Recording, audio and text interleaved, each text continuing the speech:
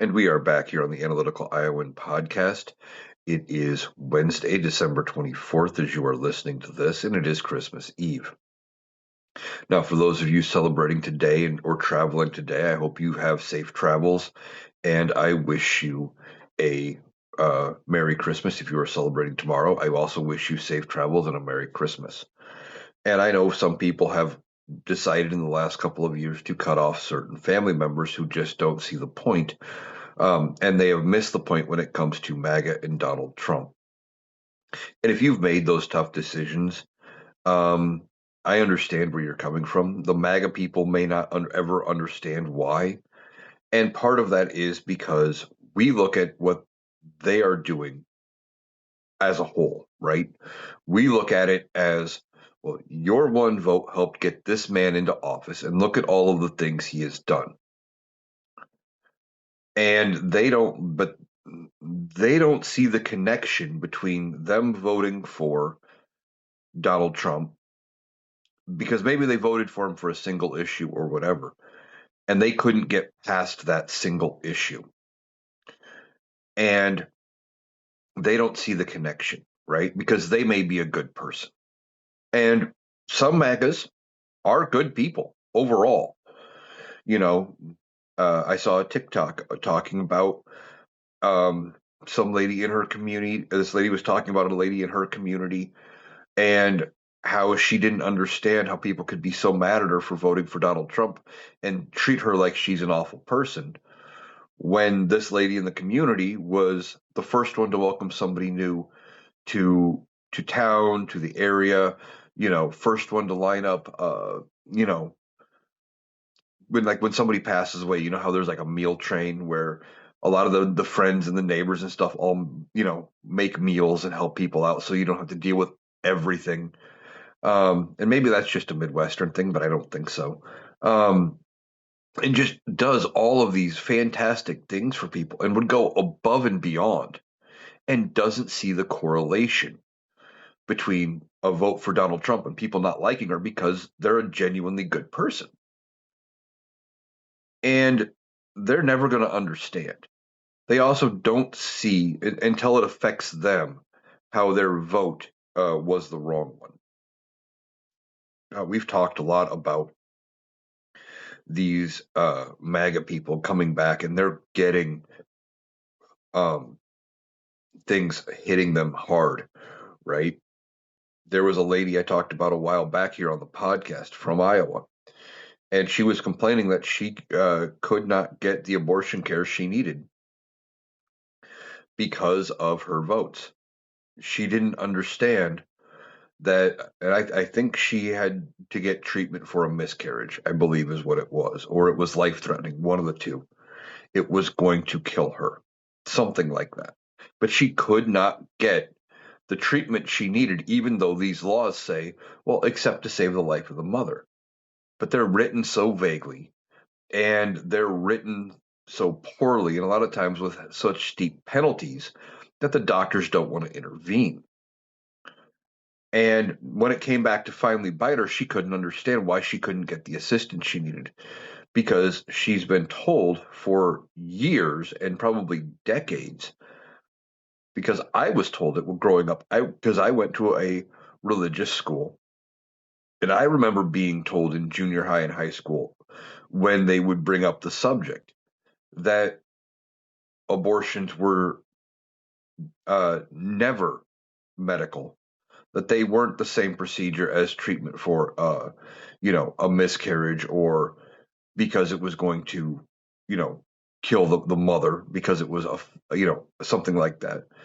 That what they were trying to do was eliminate the ones, and they believed legitimately, and they still do, that women are getting pregnant and going out with, without a care in the world and getting pregnant, and then saying, well, the easiest option is to go spend a couple $1,000s or whatever the dollar amount is for an abortion procedure, and they're just using it like birth control.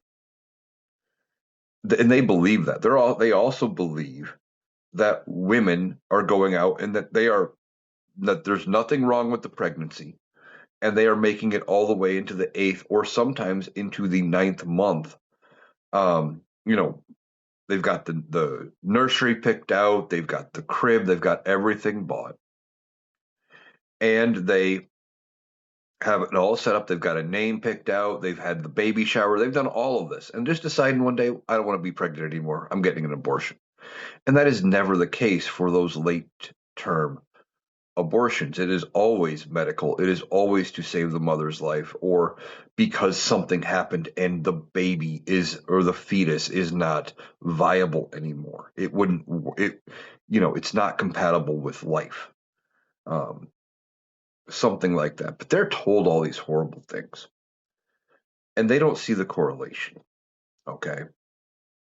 But this is the same group that every year tells us there is a war on Christmas. Now, I didn't hear so much about it this year, in part because you hear less about the war on Christmas when you have a Republican president, specifically one who is going on this anti woke um, push. And in some respects, now I wasn't paying it close attention because I didn't have the need to go out and buy any Christmas decorations or anything like that this year. Um, but normally you hear and you see all kinds of posts from people on the right talking about how they've gone so woke, they're ruining Christmas and they hate Christmas and the left just hates Christmas and what are they doing? And that they're talking about things like seeing decorations of like a black Santa, right? Because how could Santa be black? Or that's not what they're told. Or oh well, it's so horrible we can't say Merry Christmas anymore. Except nobody was ever throwing anybody in jail. Nobody was ever berating anybody in public for saying Merry Christmas. Usually it was just policy of whatever store they went into to say happy holidays instead, because there are so many holidays that happen around the Christmas season. Usually Hanukkah happens. There's Kwanzaa, there's Christmas, there's New Year's. Um, and there's a bunch that I'm sure I'm not thinking of because I don't know them all. And happy holidays is a generic, supposed to be generic way of saying enjoy whatever holiday you're celebrating, right? But the MAGAs don't view it that way. The Christian right doesn't view it that way. They view it as some kind of a persecution against them because they have this need to be persecuted in some way. They believe they've been persecuted or that they should be or something. I remember growing up very religious and being told all these stories of the saints and all the stuff they went through. And, you know, we were, that was glorified to an extent, right? That, oh, you could only hope to be, uh, to go through the things that somebody like that went through, getting burned at the stake or beheaded for your beliefs or what have you, right? You could only hope that would happen because that would mean you did something right. Your faith was that strong, and maybe you would get the ultimate reward, and maybe you would end up for at least the Catholics, maybe you would end up being turned into a saint, depending on what else happened around your lifetime, something like that. And they've been told for so long that being persecuted for being a Christian is a good thing, that they actually believe it happens, especially this time of year with Christmas and everything, where um, this uh, time of year, like I said, people say happy holidays instead of Merry Christmas. They believe that if you include somebody, that it somehow diminishes what they get. They don't see the benefit of adding in um, somebody else and bringing them into the fold and treating them like an equal. How it doesn't take anything away from you, but it gives something to them. They have a very skewed worldview. Now, Donald Trump claims to have single-handedly saved Merry Christmas, which is dumb. Okay, again. as we were talking about, nobody has ever prevented somebody else from saying Merry Christmas. You know, you're out at the store, the cashier says Merry or says Happy Holidays, and you say Merry Christmas or whatever. That's the end of the exchange, or should be. But again, these Christians, or at least some of the Christians, believe that by not repeating Merry Christmas back to them, it's an offense to them, or that they're not, because the cashier started with Happy Holidays, that they can't respond Merry Christmas. It's just dumb, and Donald Trump is trying to take credit for something that was never a thing, but that's also trademark Donald Trump. He likes to take credit, and this is him teeing up another win to distract away from everything else that is going on. Now, he hosted the Kennedy Center Honors, okay? And I refuse to call it the Trump Kennedy Center because that is not its name. It is the Kennedy Center. It would require an act of Congress and for Donald Trump to no longer be with us for it to be for us to call it the Trump Kennedy Center. Period. That is the legality of it. But he goes ahead and he hosts these things, and it has one of the lowest turnouts and one of the lowest ratings of all time. In Donald Trump, who cares so much about ratings? Um, he even had joked yesterday and said, "Well, if he had done such a good job, and if the ratings were high enough, if they wanted him to, he'd leave the presidency to be the MC permanently." Well, I don't think with the rating numbers coming in, I don't think we have to worry about that. Donald Trump kills off everything he touches. Now we are hearing that they practically have to give tickets away to keep the Kennedy Center full. We're hearing that the uh, Kennedy family is threatening action against this administration um, because they want the Trump name taken off because that's not the name. The building was essentially defaced by putting Donald Trump's name on it. And we have reports of numerous groups and acts and things that would have gone to the Kennedy Center to perform. They're staying away. They're not booking. They're canceling their events now that Donald Trump has officially tacked his name onto it. Some of them started doing it already earlier this year when he fired most of the board and put in nothing but loyalists. See, Donald Trump thinks he can just do whatever he wants, and he can't. He's getting pushback. He is not this omnipotent king who can just rule by fiat. There are rules and laws in place. And if there is a lawsuit from the Kennedy family or anybody really over this um, renaming of the Kennedy Center, if the courts rule that he had no legal purpose for renaming it, they'll have to take it down. The other thing is Donald Trump is doing all of this stuff because he's not going through Congress. He just went to the board and he made it look like they were unanimous in this decision to rename the Kennedy Center. Turns out it wasn't even unanimous. They muted certain people's mics. Certain people weren't allowed to object, things like that. So they even fudged the vote to make sure it was unanimous. Um, that's going to be good enough. Well, when Donald Trump is gone, it won't matter, right? It'll be taken down, and people will forget that he ever did this. Same with a lot of the things he is trying to do, with the things he is trying to rename after himself. A lot of the renaming and the rebranding is going to be done, and it's going to be turned around and reversed when he's out of office. But see, he's doing all of these things because he's worried about his legacy, because he's worried about how people are going to remember him. And he's going to go down as one of the worst presidents in American history. They had already said he was the 45th worst president out of 45 after his first term. That's how most historians had viewed him already. And as time goes on, I don't think that number is going to get any better. He might be lucky enough to bump up a spot or two, but I doubt it.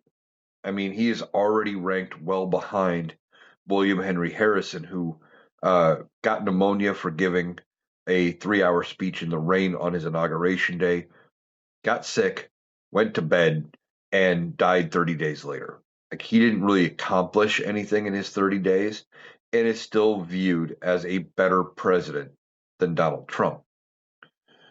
Now, the Supreme Court, we've been dealing with them, and they are complicit in a lot of what Donald Trump has done. And they have had a lot of horrible rulings, right?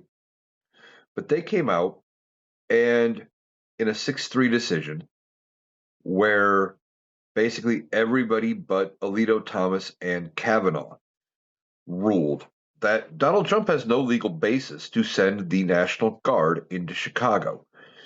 He can't just claim national emergency and try to send the National Guard in, which means the deployment's not legal. They don't get to go in, at least temporarily. I think they're still hearing out the rest of the case, but they're siding with the lower courts on the temporary restraining order blocking the administration from sending in the guard.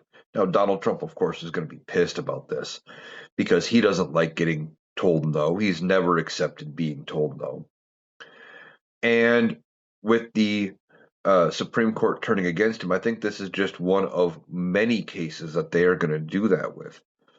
You know, uh, with them saying there's no basis for him to send in the National Guard, this could end up being uh, the roadmap for how other jurisdictions go after this administration and try to um, write their opinions when like if the district court for Portland or um, we heard he wants to send the guard into Memphis or any other uh, city he tries to send the guard to, that when they file a lawsuit, the district court judge is going to be looking at how they wrote the temporary restraining order in this case, how they phrased it, and what the Supreme Court said about this as their justification for denying it later. This is a big move against Donald Trump. It's not nearly as talked about as some of the other things that are going on. Um, but it's the beginning of the end for Donald Trump. The Supreme Court is looking at it going, yeah, we got to make some decisions here that we have to change some things because otherwise um, we are going to get just decimated when a Democrat gets back into office. They're going to pack the court, they're going to extend everything, and we are going to have to deal with the fallout, is how they're thinking about it. They don't want the court to go to 13 justices. They don't want to have term limits put in. They don't want to have to deal with the thought of getting impeached or removed or anything like that over bad decisions, all to protect one man who is on his way out. Now, Donald Trump took to Truth Social, and he, of course, he went on a tear about how important his tariffs are and how bad everything would be for the economy if the Supreme Court overturned his tariffs. And I think he did that in part because of this ruling about the National Guard. He's trying to threaten or push the Supreme Court around, trying to justify keeping the tariffs in place. Now, I think ultimately this Supreme Court is not going to allow Donald Trump to keep the tariff authority. That they are going to turn around and say, yeah, you can't do the tariffs. I think the only reason we haven't gotten a decision so far is they are looking for a way to justify saying, well, no, Donald Trump, you don't have the ability for these tariffs, but you also don't have to return the money that was collected. Okay. I think they're looking for a way to get Donald Trump uh, the money from the tariffs so it goes into the treasury, and while not forcing it to be returned to the companies that paid it. Now, we know that with tariffs, that the importing company is the one that pays it, right? Picking on Walmart. If they bring in something from Canada and there's a 50% tariff on it from Canada, once it hits the border, they have to declare it at customs and they have to pay a fee to bring it across the border. That fee is the tariff that goes to the treasury. It's not paid by the company that brings it in, that sent it across the border. It's not paid by the foreign government. It's ultimately paid by the company that sells things here. And if you know anything about business, you know they don't just eat costs like that, right? They turn around and they add it on to the cost of their goods, and then they raise their prices. We see prices going up at the store. Donald Trump wants to tell you that affordability is a hoax. It's not, and in part because of his tariffs. Now, I think what'll happen is if the Supreme Court does say you have to return that money, we're not getting a refund check. Now, Donald Trump claims we're going to get a $2,000 stimulus check, but that's not the number we're hearing. Even somebody, I think it was Scott Bessent maybe in his administration said we've only collected like $200 billion so far all year from these tariffs. That we've heard so many varying numbers. We've heard anything from now 200 billion for the entire year. Like 3 months ago, I had heard 350 billion. That was months ago. And Donald Trump has said something like up to $18 trillion or something like that. The numbers never make any sense with what we've collected. But no matter what that number is, if they have to get returned back to the companies, we're not going to get a refund. It's going to end up going into their bottom line, and they're going to use it to give their top execs bonuses or stock buybacks or something. It's all about making those companies more money, is how this is going to be viewed. It's not going to come back and help the lower and the middle classes. Now, Donald Trump wants us to believe that there's going to be some kind of tariff dividend coming. There's not.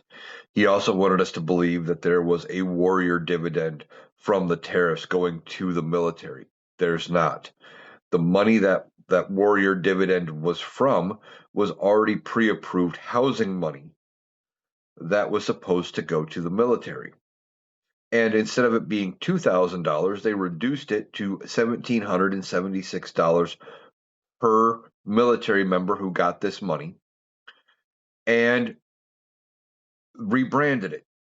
Now, if I'm in the military and I hear there's the housing money coming, and I know that's coming, and I'm expecting that $2,000, and then Donald Trump comes out and says, "Well, you're getting another check for $1,776." I'm going to be expecting both, and then you hear that, oh, it's not. It's you're only getting one.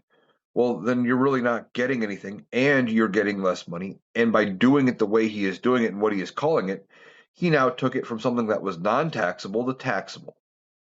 So he screwed him over even more. But Donald Trump doesn't care about the military. He never has. He calls them losers and suckers.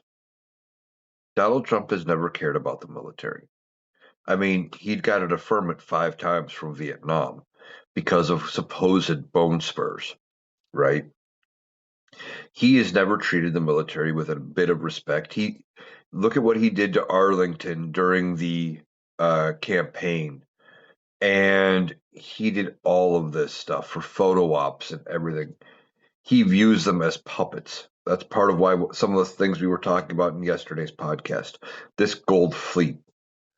He's trying to pump up a um, fleet and try to claim victory here, and he's using it as a prop to look like the tough guy, right? He's not winning anything, but he's trying desperately to be a tough guy or to be pro-military. When his track record proves very strongly and very easily that he's not. Now, uh, he's got so many things going on against him right now, though. The military and some of this may be the lower priority for him. We're dealing the big story coming out is the Epstein files. We've been dealing with a lot of that. Now we are hearing that the White House or certain people in the White House is taking over the official DOJ Twitter account and things like that and their social medias, trying to control the narrative coming out from the DOJ and their reaction to the Epstein files. Because the DOJ is looking inept at every turn when it comes to the files. They really are. Um, we're hearing that you can just copy and paste the documents into like Word, and you can unredact a bunch of it, and you can see what's actually in there. They're putting stuff up that has Donald Trump implicated, taking it down, putting it back up with redactions, trying to say, well, see, it proves Donald Trump had nothing to do with it. They want us to believe he's not in the files, but he is. Like, and then they miss things. Now, I've tried to verify this one, and I don't know if this is true or not. I'm seeing it on TikTok, and I I would hope that this is not true. But considering all of the other things that are going to be in the Epstein files, this potentially uh, could be true. Now, certain people have found in the files mention of uh, I think it was 13 or a 15-year-old victim who admits that Donald Trump assaulted her and got her pregnant. And apparently she was introduced to Donald Trump by her uncle. And I'm not 100% sure. I think the uncle actually also assaulted her, but not 100% sure there. But they got her pregnant, and she was not able to get medical care to remove the pregnancy. So when the baby was born, they there's at least this report supposedly that the baby was thrown into Lake Michigan. Now I've been trying to find it. I see it on some websites and some places talking about it, but the media is not talking about it yet. But that doesn't mean that it's not true, because the media is not our friend, right? They're out for their own interests. They are trying to get more money. They want to make profit, etc. And they're also trying to avoid the backlash from Donald Trump. So I don't know if that story is true or not. If it is horrifying. Um, and at least some members of MAGA are going to justify it somehow with uh, Donald Trump being president. They will. They'll find a way to make it work and say, yeah, it's not a big deal. It's just Donnie. Donnie's okay. It never really happened. It wasn't his kid. Well, it was the actions of the uncle. Donnie didn't know. Um, Something like that. They are willing to bend over backwards and cover for Donald Trump. Now, as more things come out with the Epstein files, Donald Trump's going to be in a tailspin. He really is. He is going to be doing a lot of things um, that are going to be horrible. Like he's going to keep trying to spin his way out of this, and it's not going to work. Now, I keep saying I think ultimately the Republicans are going to be moving against Donald Trump, and they're going to use the Epstein files as their way to do it. Now, I don't think they're there just yet, but it wouldn't surprise me if they end up impeaching and removing Donald Trump over the Epstein files. Why? Because it's horrific what's actually in there. And that they need a way to get rid of him and move on without alienating the MAGA base. They're worried about um, alienating the group of Republicans that will vote Republican no matter what, and that they will end up um, pissing everybody off, right? They don't want to do that. So they want to keep their hold on power. And one of the ways they can do that potentially would be to use the Epstein files, because at least a number of the MAGAs are going to care, right? I saw a stat saying something like 90+% of Republicans think this administration has botched the rollout of the Epstein files. And Republicans in Congress are looking at that going, okay, we've got a way here to get rid of Donald Trump. Now, J.D. Vance, is he going to be the heir apparent? Maybe. but he's not very well liked. But we're also seeing things, and this may sound like a conspiracy theory, but again, we are hearing like Turning Point and Erica Kirk are endorsing JD Vance already for 28. Like they're setting the stage. Then you add in all of the differences with uh, and all the stories that have been coming out about JD Vance's wife Usha Vance, like she's not wearing her ring in public and things like that. Could she be on her way out? And could JD Vance be trying to set up something with Erica Kirk? Sounds like a soap opera, sounds like a conspiracy theory, but JD Vance having a uh, foreign born, I believe, or non Caucasian um, spouse is something that MAGA would use against him. He wouldn't be considered electable by MAGA or by the Republicans. And Erica Kirk has kind of started to become their next media darling. So that's entirely possible there. And if they decide to move on Donald Trump, I've said this before and I'm going to say it again. I firmly believe that the Republicans, even though it only takes like five in the House to bring charges, um, that they are when they do bring the charges against Donald Trump and they pass the House, as long as the Republicans are in control of the House and the Senate, I firmly expect that they will end up um, getting them uh, through the Senate, that he will be gone, right? That they will have finally viewed it as enough is enough and that they are moving past Donald Trump and looking at 26 and 28. That they're afraid of losing the midterms. And I think the midterms are already gone. I don't think the Republicans can flip or stop what is going to happen. I think they are going to lose the House definitively. And I think they are going to potentially lose the Senate. Now, I keep saying that the House, I think, is going to flip by 40 to 50 seats. And that is really going to depend on what they do with healthcare.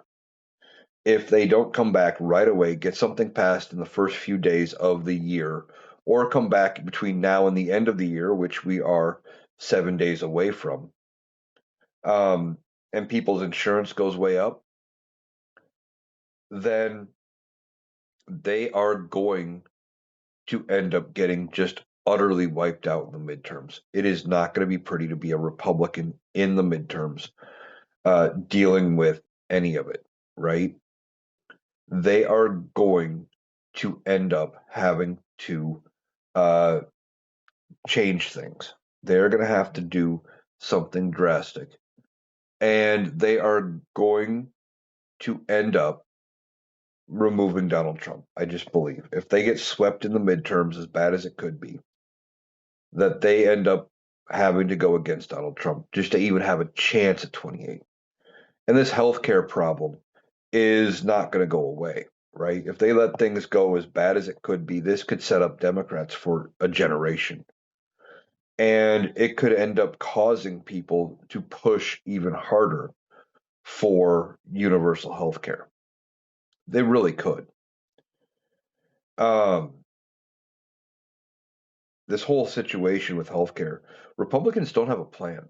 They have not had a plan for 15 years since they passed the Affordable Care Act. They have said, well, we want to repeal and replace it, but every time something comes out, they said, well, what's your health care plan? Well, we'll think of something better. They don't have anything better. They just don't like the fact that it was passed by a Democrat.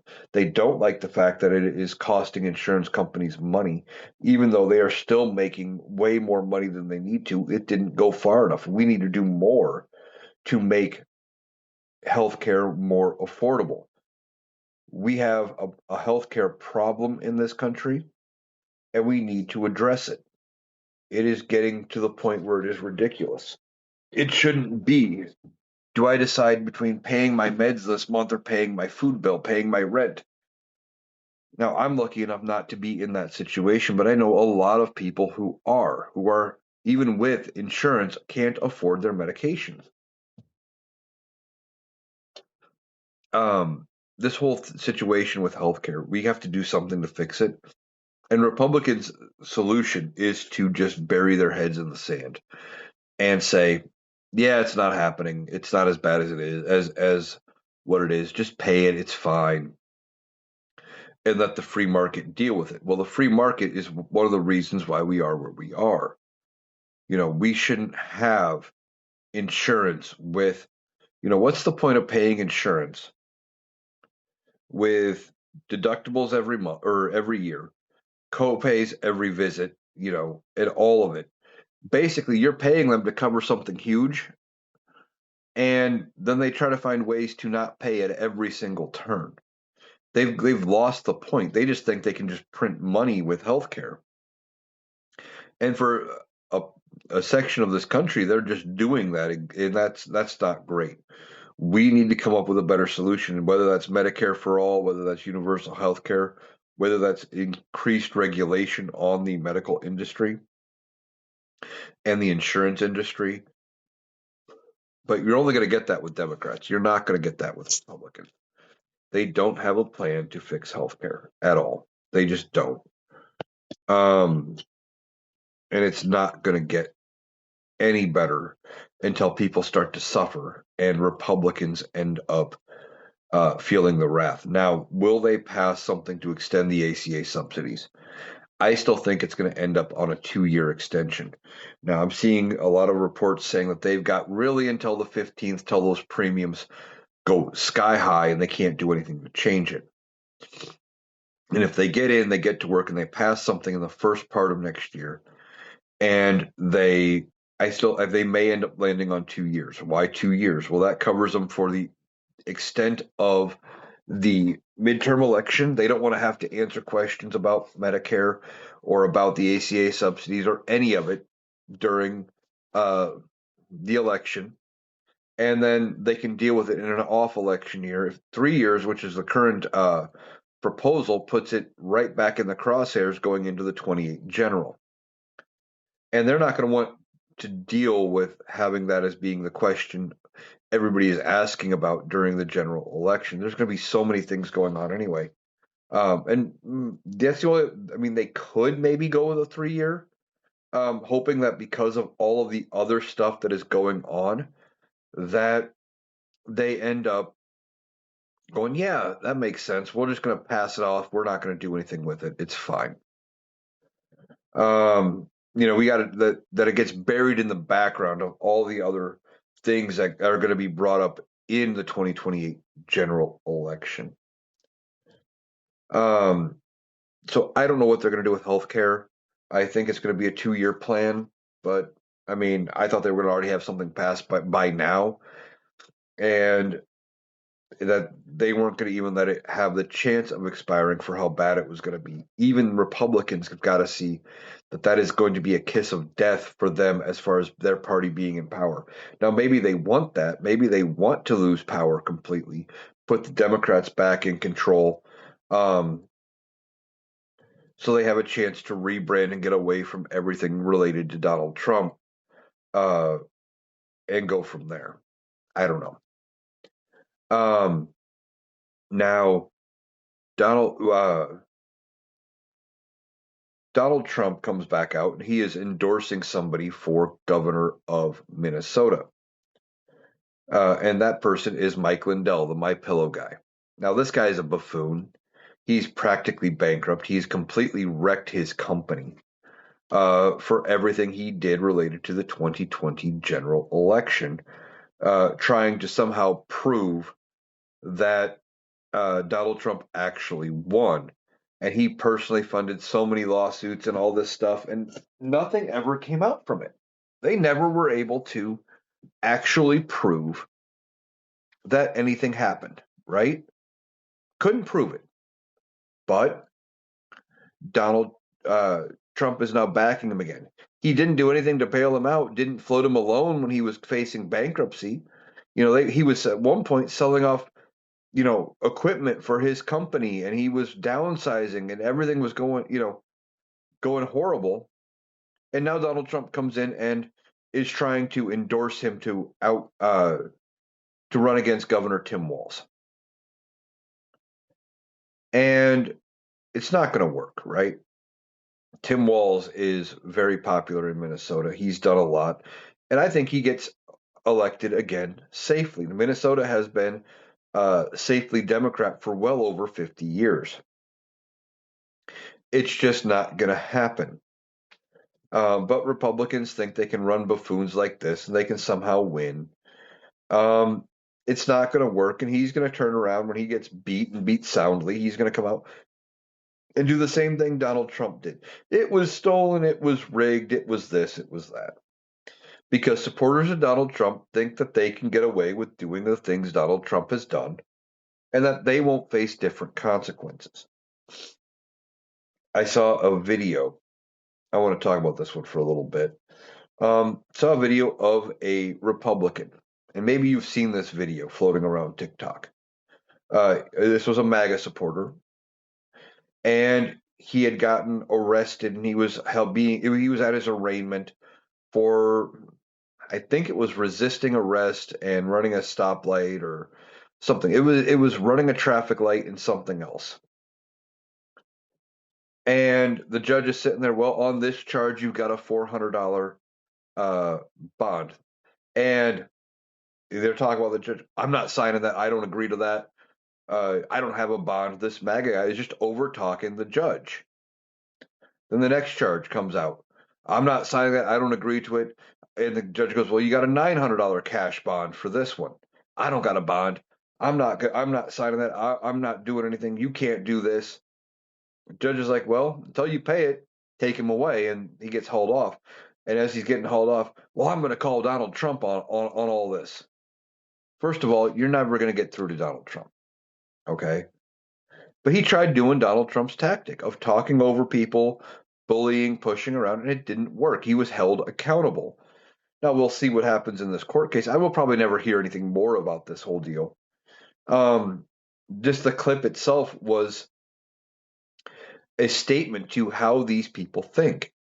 They don't realize that what Donald Trump is doing is not normal anymore. They have they've gotten wrapped up in his cult of personality and his ability to apparently just do whatever he wants, that they think that same protection applies to themselves. Now, even in court, for the most part, Donald Trump didn't overtalk the judge, and he would talk shit about the judge after, but during the proceedings, he pretty much didn't do much. Although during at least one of his trials, he was sleeping through it, so there's that.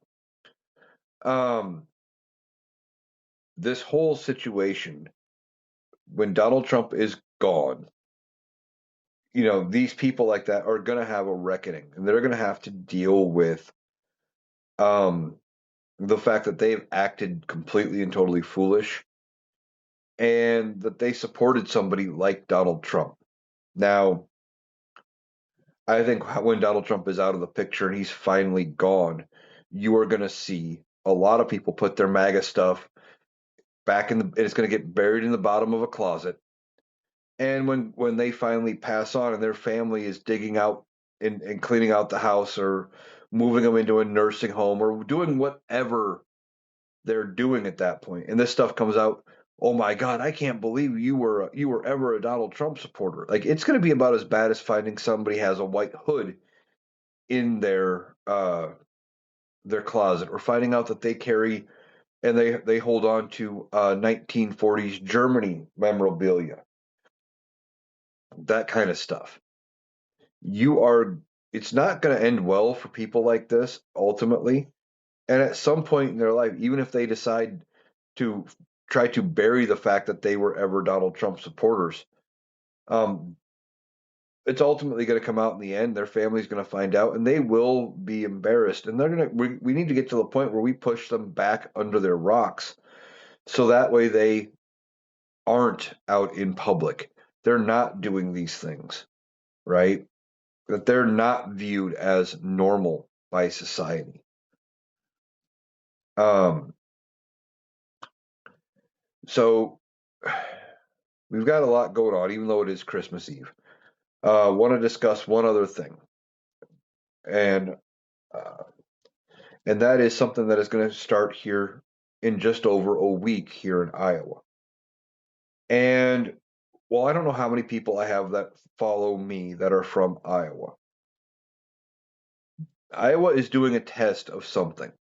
They got permission from Donald Trump's USDA to exempt a ton of food items from the food stamp program.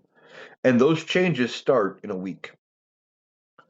Starting next year, flour, sugar, baking chips, cake mixes, pre-made bakery cookies, donuts, pies, spices, gravy mixes, certain meats and cheeses, uh, non 100% juice bottles, um, all sorts of things are going to be no longer allowed under food stamps. Teas, sodas, um, and not just pre-made tea bags, um, things like that. They're just going to be outlawed. Candy, you won't be able to get under food stamps. All in a guise of trying to say, well, you need to buy healthier options if you're on food stamps. No, it's about control. Again, Republicans have this mentality when it comes to food that they know what's best for people to eat and they know what's going to happen, that they know everything, right? That they want to tell you what you can and cannot have. And I don't know why that's ever been a thing, but that's how they view it, right? And they've had since the 80s, we have heard these stories of the women on food stamps eating better than the everyday person, which it might happen for a meal here and there, but it doesn't happen every day. In a lot of cases, here in Iowa, it comes up to something like $5 a person a day or something like that is their total allotment for food stamps, for SNAP benefits, whatever you want to call it. That's not a lot. When you are looking at the price of everything going up, when you're talking about a pound of ground beef now is anywhere from $6 to $10, depending on sales here in a place that grows beef, giving people $5 a day for food is not enough. And then limiting what they can get with it beyond that. So you say, okay, well, we don't want you buying pre-made bakery cakes. That's fine. Okay, I can understand that. But then why can't they get the sugar, the flour, and the things to make the cake? Oh, well, we don't want you having cake at all. So what you're saying is you want to treat them like a second class citizen. You want to make it so hard to use that they can't purchase hardly anything. And I think part of it is they want to make it so hard to actually use up all the benefit and control what people can get. So that way people don't use the food stamp program as much next year. So it makes it look better. Oh, well, see, look, Iowa's doing so great. We've got fewer people on the food stamp program. Yeah, it's because you made it difficult to use. It's because people are not able to get the things they actually want. They have to pay out of pocket for them or go without. This is ridiculous. It is going to end up hurting the Republicans. I have said I think Iowa has a chance to flip blue in the midterms. And I think this is going to be one of the things that will push Iowa blue. Why? Because when people go to the store and people on food stamps are allowed to vote, despite the fact that I think Republicans would love to say they can't, that when they go to the store and they can't buy the things they want or the things they need, and they've made the food stamp process so difficult, um, they are going to end up wanting to blame somebody.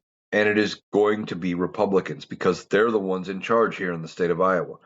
We almost have a supermajority in the Iowa Senate. Now, that got broke earlier this year in a special election. That was huge. But they're in control of the Senate. They're in control of the House. They have the governor's mansion. And they're the ones who asked the Republican leadership in Congress or in this administration at the USDA to uh, grant them this exception to cut off all sorts of this funding, or not the funding, but to cut off what things are allowed.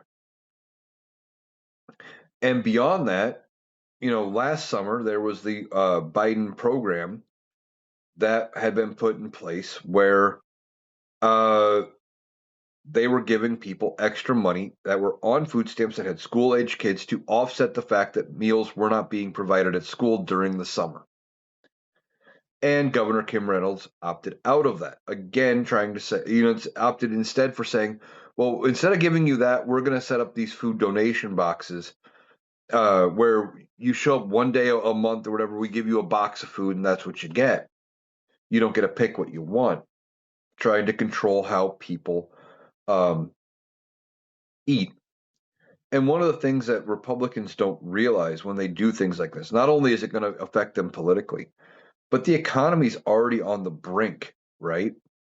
We're not doing well economically. And when you start fucking around with food stamps is an economic multiplier, right? You put the money in the hands of people, they go out to the stores and they spend that money and they buy things from the grocery store. Well, that's money that the grocery store gets, that's revenue, and they make a profit on that money. They use that profit to pay their employee wages.